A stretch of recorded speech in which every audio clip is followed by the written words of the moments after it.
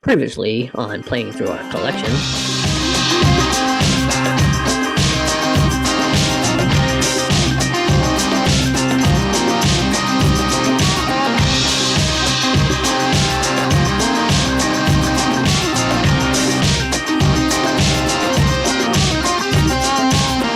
Hey everybody, I'm Greg. And I'm Katie. Welcome to the Meeple Society. Today we are continuing our trek of Playing Through Our Collection. We are on episode 16, part 5 of the Seas. A lot of C's. A lot of Seas, but we're getting close. So before we get started, go ahead and like and subscribe to our channel if you would, please. It helps us out a lot. Yep. Hit the bell icon. You'll get new notifications of future content. What she said. And of course, subscribe to all the socials. All right, let's start off here. So, we are finishing up our Catan. Yes, we finally got them all played. So this was actually the last one we played. Yes. And that is Star Trek Catan. Okay, well, this one plays exactly like regular Catan, except that instead of roads, you have little miniature enterprises. And Star Trek Catan. And instead of towns, you have planets. Those are your fields and your fields and your terrains are planets. Right. Your roads are, again, miniature enterprises. Your towns are outposts, and your cities are upgraded with the ring to make them space stations, star bases, We know the game well. Well, it's not even the game, it's the whole world. I love Star Trek, but yes. It's been a while since I've seen one. So anyhow, great game. Different take on Catan, though exactly the same. It plays the exact same way. This one throws in base Catan at one point came out with a little mini expansion called Frenemies, I think that's what it was. It was basically different cards that gave you 1 to 2 use special powers. And we have that that little mini expansion. We haven't pulled out in forever, but this one, it's part of the game. So you have a number of different characters from the original series, everything straight down to Nurse Chapel. That sorry, something dropped in the box. Probably the die, but that offer different. Oh my, it's a big old mess in there now. But that offer different abilities throughout the span of the game. Different things like some of the crew allowed you to build with one less resource. That's true. Because I think I had Kirk, and he allowed you to ignore the robber. Basically, if the robber hit you, you didn't have to discard anything. Your powers were pretty much the same as in the frenemies. Oh, they're exactly the same. Yes. Anyhow, that is Star Trek Catan. We are keeping this one. Yep. Don't get me wrong; it plays exactly the same as regular Catan, but we like the theme a little better. It's a little more unique. We're going to keep both of them because all of the expansions we have for base Catan can't be played with this one. So yeah, it has its own expansions. All right, so that is Star Trek. Next, this was the second to last one we played. Yes, you're pulling them out in reverse order. This is Merchants of Europe. Yes. Okay, so this one plays very differently. This is one of the Histories series, the Catan History series. If you hold that one, I'll just grab the other one since they play identical. Yes. And this is Settlers of America, Trails and Rails. Trails to Rails. All right. So the way these play is that you are essentially, this one's based in the US, this one's based in Europe. That's really the only difference. Yeah. This one uses trains, this one uses caravans. Okay, so you are basically going around and you are trying to drop goods in different places. You have to move your settler in order to drop a city or a town, a village, whatever you want to call it, When your settler gets to an empty city site, you have no choice but to drop a city and then pull your settler back. You don't actually build your cities, you're building your settlers. Yes. And then as they move around, your cities just appear on the board. As you're doing so, you are releasing the goods that can later be delivered. The trick is you can't deliver goods to your own city. You have to deliver goods to your opponent's cities. Yes. First person to deliver all their goods wins the game. Mm-hmm. Both of them play identical. Just the components are a little different. The components are a little different. This one uses all wood. The goods are cubes. This one uses hexagon tokens, chits, that go under the cities instead of next to the cities. The roads in this one are like the little sticks from the regular Catan. They try to make it look like rails, but they're really wide and they just take up a little too much room. They take up a lot of space on the board. It'd be better if the train actually could sit on it, because you actually have a train that's got to go along the track as well. Yeah. So, like I said, they play exactly the same. I like the components in this one better. However, the board was really, really tight with all that wood on the board. Yeah. This one, the board was not nearly as tight. And I liked the fact this one gave you a recognized short version of the game. Yeah. And it had two sides of the board, one side for the short version, one side for the full game. And I really liked that. So between the two, we're going to keep Merchants of Europe. We're going to put Settlers of America into the travel collection. That'll give us 2 Catan games over there. And as I've said before, the last time we went to an event, literally the first game pulled off the shelf was a game of Catan. So I kind of want to see what it'll do. Yep. So we'll see. But anyhow, those are our last 2 Catan games. Yay. If we miss one you think we should play, drop us a I'm sure there's plenty of more out there. These are just all that we own. All right. All right, bring out the next game. The next game is Club Penguin. Okay, Club Penguin is geared toward children. Definitely. This is just a little card game where you have see-through cards. They're not they're not really see-through, but when you put them up against the backdrop, because you also have backdrop cards. So when you put them up against the backdrop, you have 6 backdrop cards, 6 penguin cards. Mm-hmm. And then you are the game is played where you're putting out the 6 backdrop cards, overlaying the 6 penguin cards. And then everybody has an even amount. You split the deck up basically based on the number of players. And everybody has all these cards. And one by one, you're flipping them over. You're taking turns flipping them over. And if your card happens to match one of the setup cards like this, one of your 6 setup cards, then you slap the card and you get whatever's in the stack. Person with the biggest stack at the end of the game wins the game. Again, it's another version of war. So it's some artwork. And the artwork is cute. Yep. Don't get me wrong, it is adorable. There's really, out of all these cards, you're only looking for 6 different cards in the set. Nonetheless, we've decided to go ahead and put this one on the sale pile. Just not quite what we're looking for our kids, what we're going to keep of the kids collection. Yep. So that is Club Penguin. Okay. The next little easy game was Clifford, the Big Red Dog, You're Invited game. All right. So this one, everybody's playing a different version of Clifford. Everybody has a different hat on. You can kind of see them right here.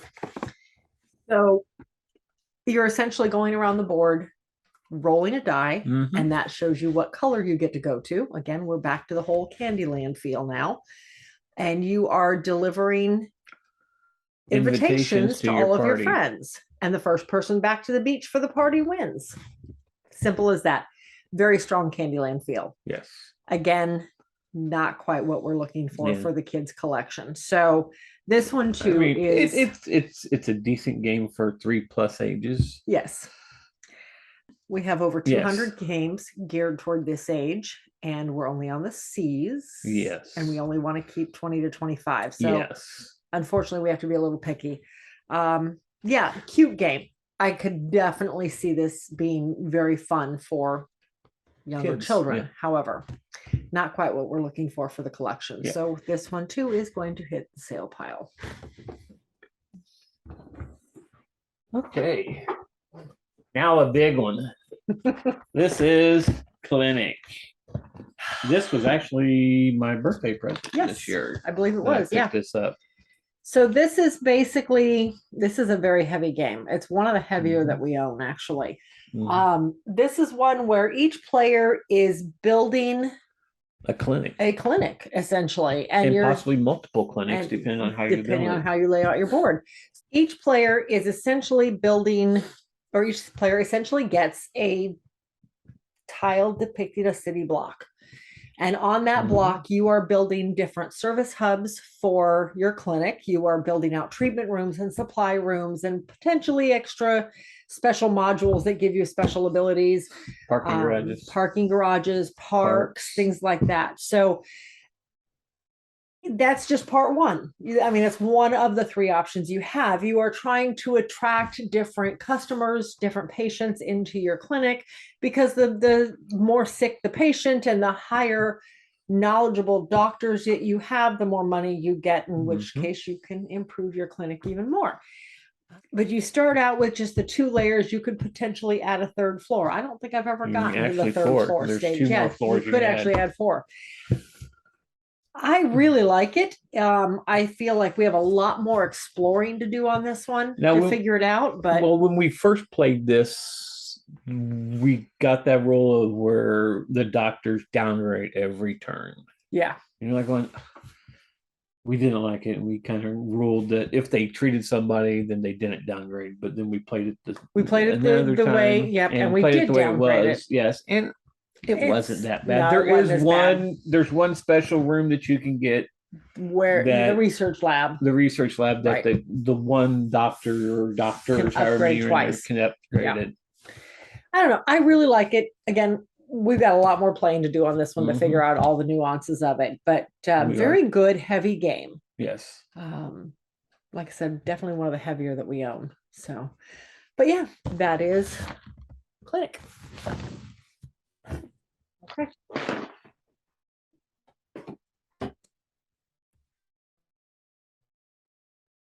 Are you going to pull the next one out? Oh, yeah. Trying to figure out how to do this. So I guess we'll do it like this. Did you have to do that? I thought it would just bring up one game. It did not. Okay. How about we do this? Here we go. I'll that. There we go. How's that? And then we're both like still surrounded by them. Yes. Okay. So we have a lot of clues. Yes. We kind of played Clue. We played a lot of Clue this week. I don't want to play Clue. Before we get started on the Clue games, first, I've got to say a thank you to everybody who came over and spent evenings and afternoons digging through a lot of 3+ player Clue games with us. Yeah. Very, very much appreciated. Thank you. Okay, so now we have a total of 14 versions of Clue. We're going to start with this one. Okay. It's the smallest. There we go. This is the card game. Yes. This is Clue, the card game that we played at the Dice Tower Retreat on the Monday afterwards with Jeff from Tabletop Toolbox. Yes. Yes. We sat down in the bar there. We were just kind of killing time until Jeff's plane left, since he didn't have to be at the airport till like 6:00 at night. And we weren't in any hurry because our car was stranded in Daytona Beach. So long story, another show. So anyway, so we sat down and played some games sitting there in the bar. So this was one of them. Jeff had never played Clue before. I'm not sure. Come on, Jeff. Where he was as a kid, but okay, whatever. So we taught him how to play Clue using this card game. This one, you don't have moving pieces. There's no dice involved. You are playing cards. all of the characters and characters and vehicles were cards, and then you had place cards. You went from place to place by wasting a turn and basically trading out the card in front of you that signified the location you were in. It was okay. Greg schooled us at it pretty hard. I can't see the look on his face. So anyway, we've decided this one we're going to go ahead and get rid of. In terms of Clue, I didn't think it was all that great, but I don't know. It's easy to travel with, but then again, I don't foresee this ever coming off the shelf when we have Clue the card game. I had my pick. Okay. Next, we have actually two games that we played together, just the two of us. Yes. And this is Clue Junior, A Case of the Missing Prizes, and Clue Carnival, A Case of the Missing Prizes. They are the same game. Yeah, they are exactly the same game, like identical rules, the whole works. Yeah. We actually have another Clue Junior. Here, let me pull this guy out of here if I can. We have completely different. Clue of the Missing Pet. This one does play completely different. However,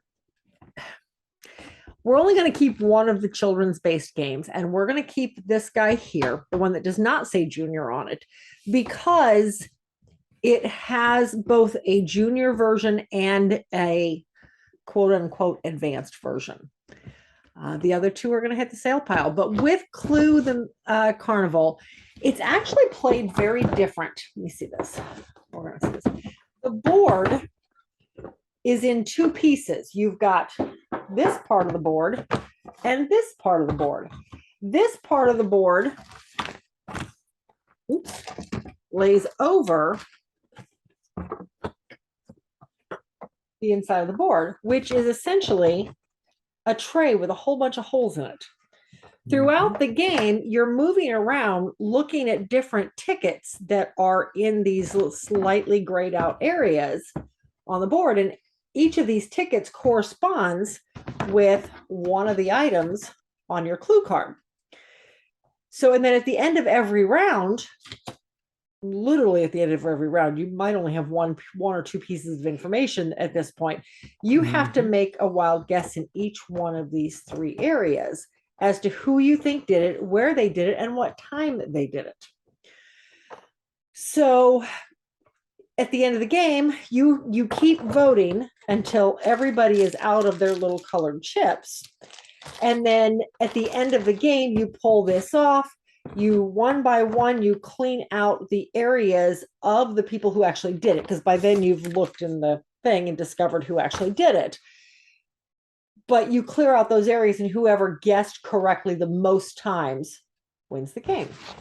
It was an interesting concept on this because you're literally guessing every single turn. So we're going to go ahead and hold on to this one because it does play differently. Thank you.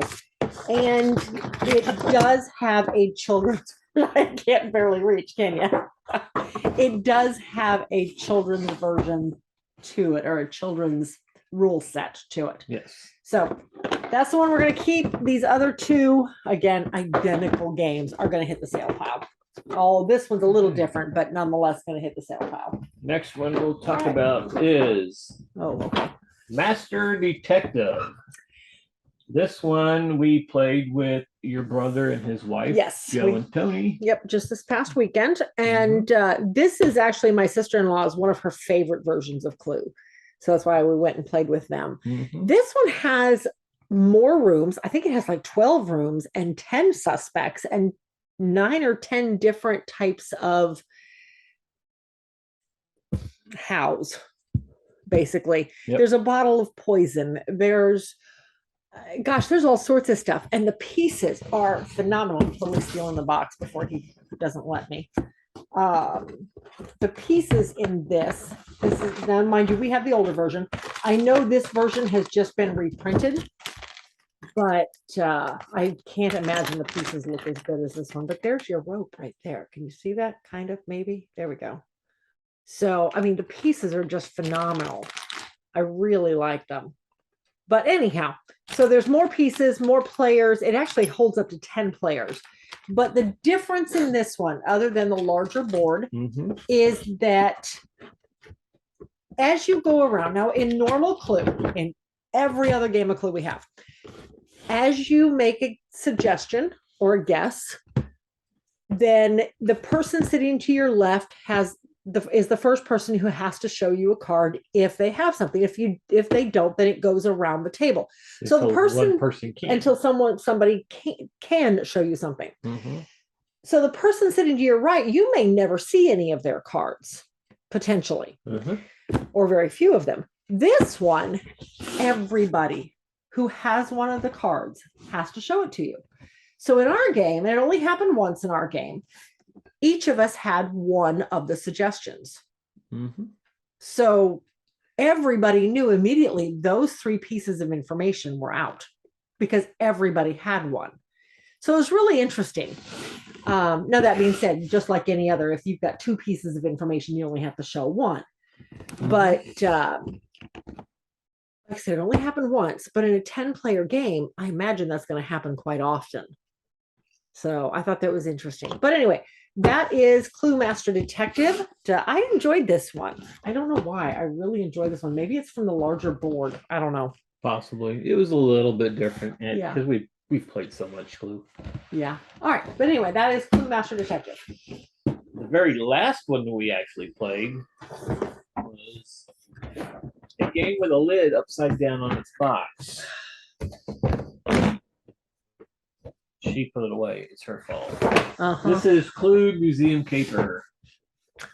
This one is very different. Very different because you're really... It's actually a hidden movement game. Yeah, it's a one against many hidden movement game. Hidden movement. And it has nothing about Clue in it. Really, other than the people's names. And did you really use their names? Because you're not even using the names because you're just trying to figure out where the thief's at is all it is. Yeah. So this one, the big draw on this one is the board. The board. So it is 3D plastic. It is, you've got artwork pieces, you've got locks, you've got cameras. It's just very interesting. That being said, it's a hidden movement game. It's not Clue. Yes. I think I heard it best described. This is Scotland Yard with the Clue.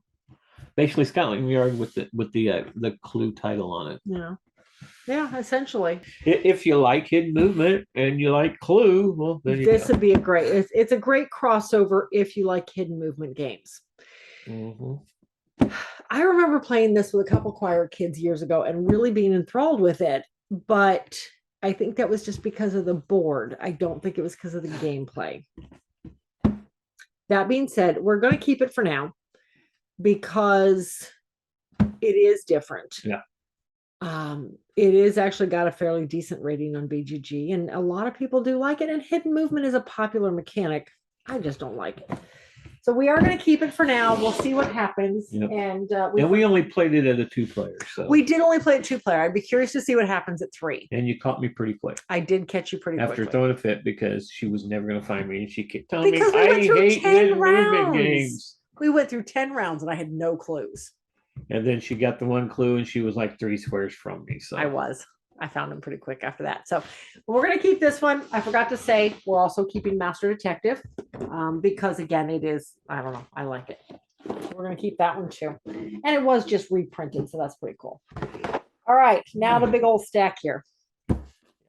First one is Clue Dungeons and Dragons. We played this with our son Eric and his girlfriend Jessica.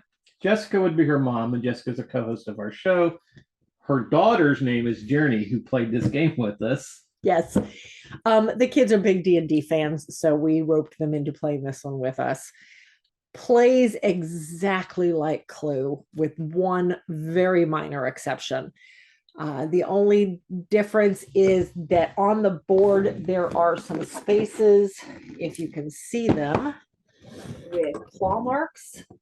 I don't think you can see them there. But anyway, there's some spaces with claw marks on it, and those signify having to draw a monster card if you land on them. Again, these are an optional variant if you want to play with them. None of us liked the idea of having to fight the monster, so none of us landed on one.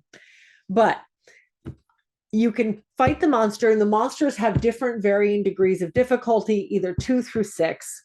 And then if you beat them, you get some sort of special benefit from it. You can look at the card in somebody else's hand. You can roll again and move again. Just a couple of different things. But if you missed and you didn't beat them, you go into the never-ending maze, in which case you were stuck there until you rolled a 5 or a 6 on your turn to get out, or somebody accused you and pulled you out and into the room that you were being accused of committing the crime in. These two play exactly the same. This one was hard to figure out who you were pulling into the room, because the miniatures are all like this. The miniatures are all the dark pewter, right? And it was hard to tell who was who. Yes, it was very hard to tell who was who. A lot of the weapons were small enough, other than that ring, which was big enough to be a hula hoop on any of the miniatures, but the rest of them all looked a lot alike. Yeah, because I kept moving the dwarf and I was the halfling or whatever. So kudos for using the pewter miniatures. I did like that. However, it did make it very difficult to play. These two play identical. I think we're going to keep the original because it is the original. It's the one everybody knows. And we're going to put this one on the sale pile. Going away. All right. These next two play identical as well. Firefly and the Big Bang Theory. Okay, so these two, again, play identical. This one happens on Serenity. This one happens in Sheldon's and Leonard's apartment. At their apartment building. Right, at their apartment building. Yeah, thank you. Penny's apartment's on there, as is Sheldon and Leonard's. And the laundry room. And that's true. Good point.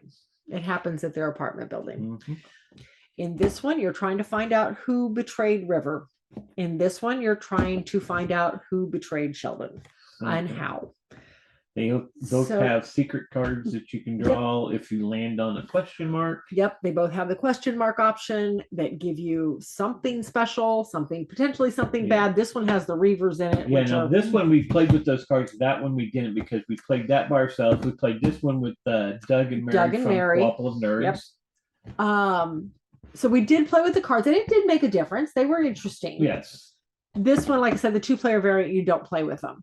So we don't know exactly what the Sheldon cards did in that one. But I imagine it's exactly the same. Well, I don't think you're going to pull Reavers out in that one. That's true. This one you pull Reavers out, and if you pulled a certain amount of Reavers out, the game was over. Everybody died.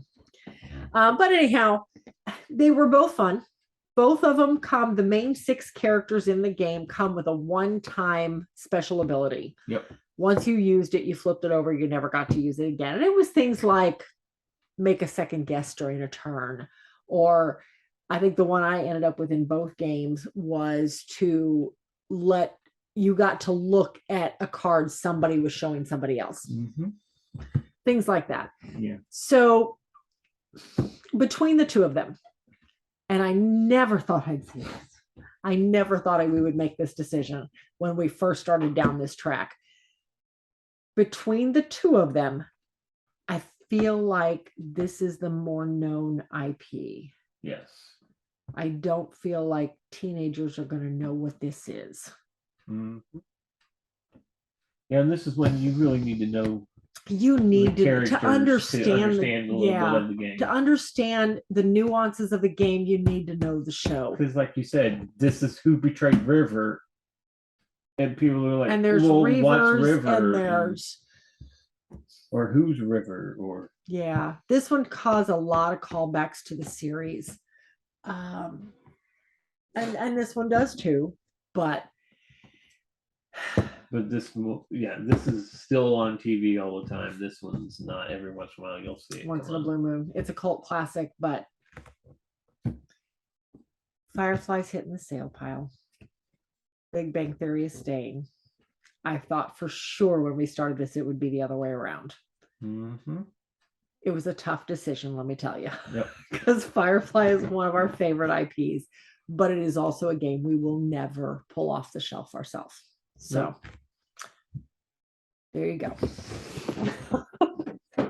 Okay. Next is the last four play totally different. Yes. So first off, we got Star Wars Clue. We played this with your brother and Joe wife, and Tony. Joe and Tony again. Yep. This one, okay, I heard it described because I was watching some videos on it just to get an idea, make sure I was reading the rules correctly. And great concept.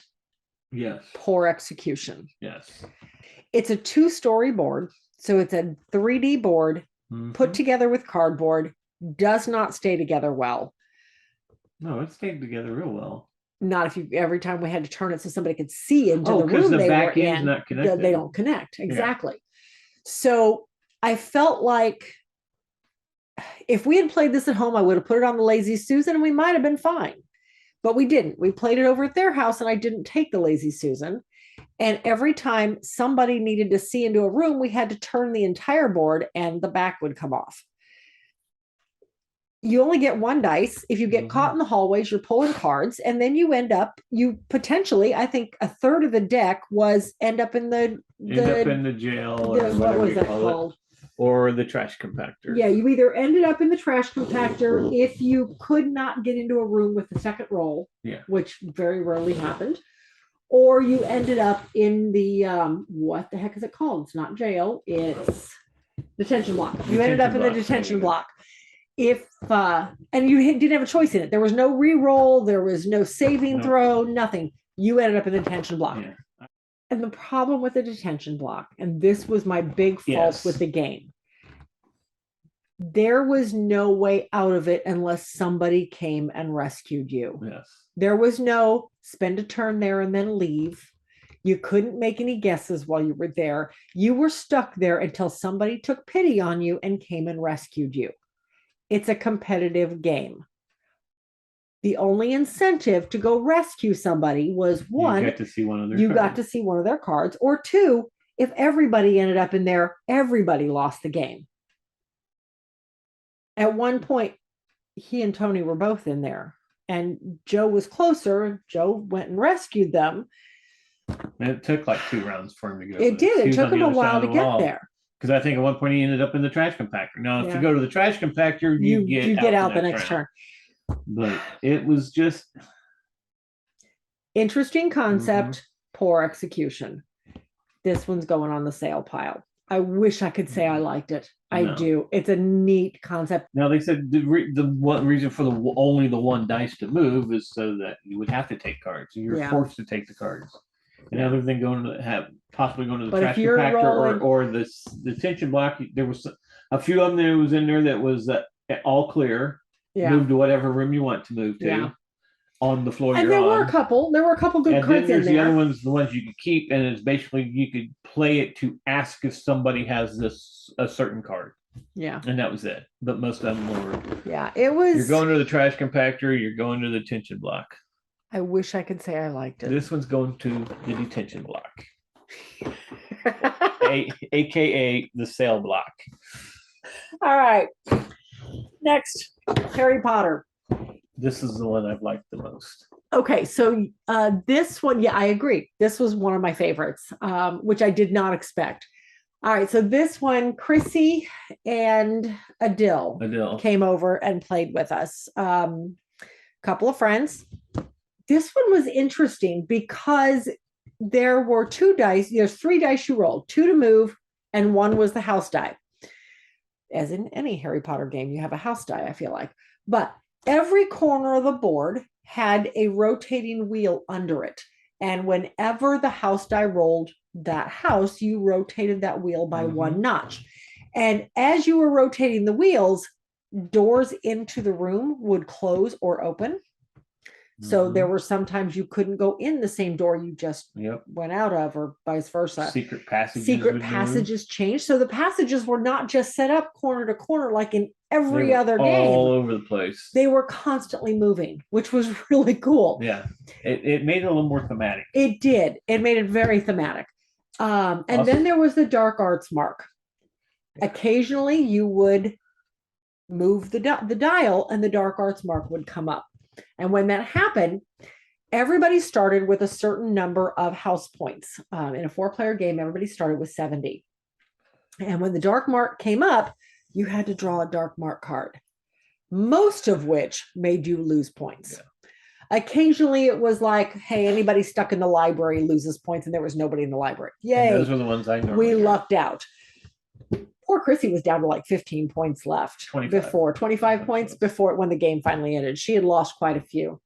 But it was just very interesting. I really, really liked this one. Even though it was a little bit aggravating when you're heading to a room and by the time you get there, the door closes. I'm like, really? Yes. Now you've got to go someplace else with your roll. Yeah. There was one room that it was locked off for half the game because we couldn't get that one to unlock. It was crazy. Nobody was rolling the dice for that house. It was fun. But this one was a really, really good. And you also had help cards. Yeah. Because the dark arts, as the dark art card came out, you'd read it, and at the bottom it would give you the names on the either help people cards, or spells or potions items or whatever. If you had that, what happened on the dark arts card doesn't affect you. Yes.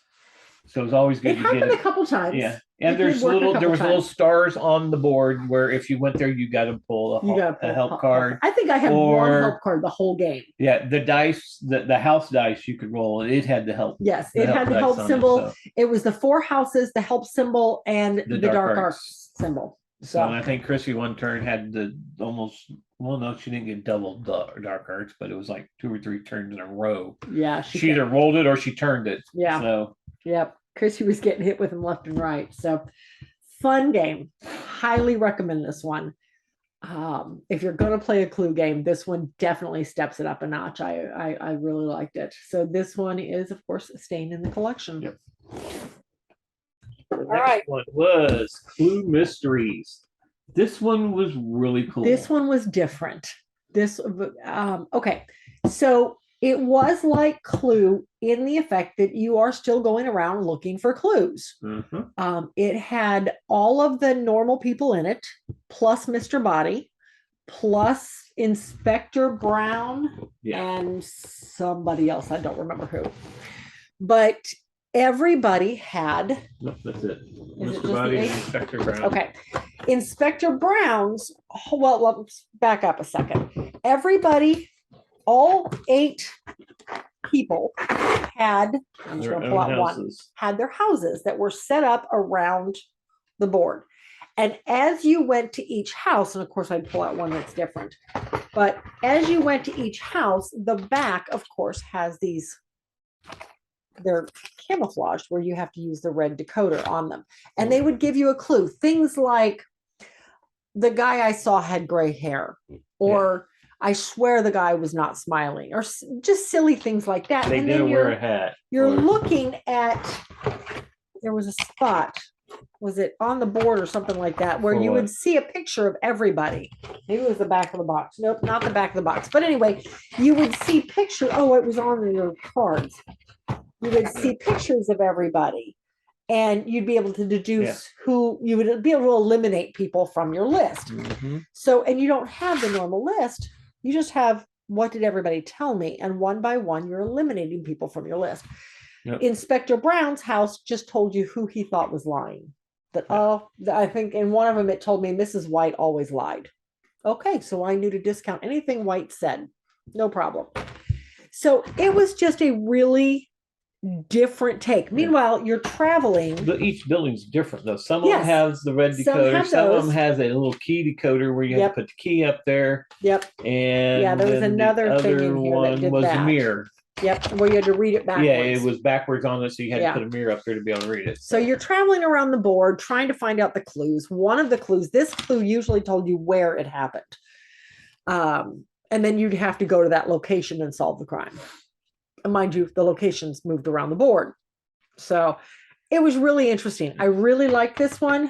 Did we decided we were keeping this one, right? Yeah, because it was really cool. So. Very, very intriguing game. Yes. Really liked it. It is staying in the collection. Okay. Right. And lastly, this was actually the first one. Well, no. Well, what was first? Yeah. This is Clue, Secrets, and Spy. I'm going to tell you off the bat, this is not Clue. No. In fact, we saw one review when we were looking again to make sure we were reading the rule book right, because something seemed off, that said if you were looking for this kind of a game, you were never going to pick it up because it said Clue on it. Yes. But yet, if you were interested in Clue and you really liked Clue, you weren't probably going to like this game because it's not Clue. This one, the idea is that everybody is moving. Everybody. It's one of the games where nobody has a specific color, although everybody has a secret identity.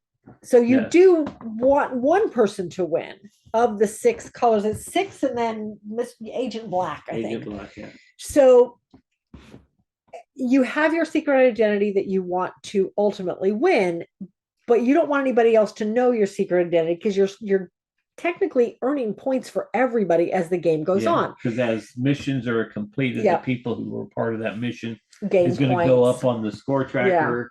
And it's one of those that they jump, they don't just stack. If somebody's in front of you and you have to go there, you go to the next one. Yeah, you jump over people to go to the next one. So at some point you could jump 6 spaces because everybody's in front of you. So the way this one plays is that there are a certain number of items on different cities throughout Europe. Mm-hmm. And as agents are going to different areas, they're picking up those items and putting them, each agent can hold 2 items in front of them, and you're getting different mission cards that want you to collect different sets of items. So one mission may say you need the laptop and the revolver. Well, great. If you can have one of the 7 agents have the laptop and the revolver, then you've completed your mission, you set it aside, and then that agent scores a point, and then any other agent of your choice scores a point. Well, most of the time you're going to move the one that is you, but at the same time, you don't want other people to know it's you. I knew who she was. I'm horrible at hiding my identity. She still didn't know who I was, but she won. So. I did win. So there are other cards in here that you also take. You only get 1 mission card at a time, I think, or was it 3 mission cards and 1 other card? No, it was 1 mission and 3 others. Then the 3 others are telling you you can move somebody, or you can take an item from somebody, move an item from one person to another person. Just different things that you could do on the board. We have a game called I Spy that we will play when we get to the I's. It is all about World War I in Europe and moving different secret agents around the board. Same concept, hidden movement. Obviously, this came out first. Yes. That's a better game. Yes. This guy's going on the sale pile. Yeah. I enjoyed it for what it was. This had I do say had a really cool mechanism with it. It did. It had this came out in 2009, so it was kind of like an app, and you put it in, and it would the game as you played it would text you information. Yeah. Like I said, this came out in 2009. On the back of the box, it tells you that they are only going to support that app until December 31st of 2011. Why put it out there if you're not just going to support it?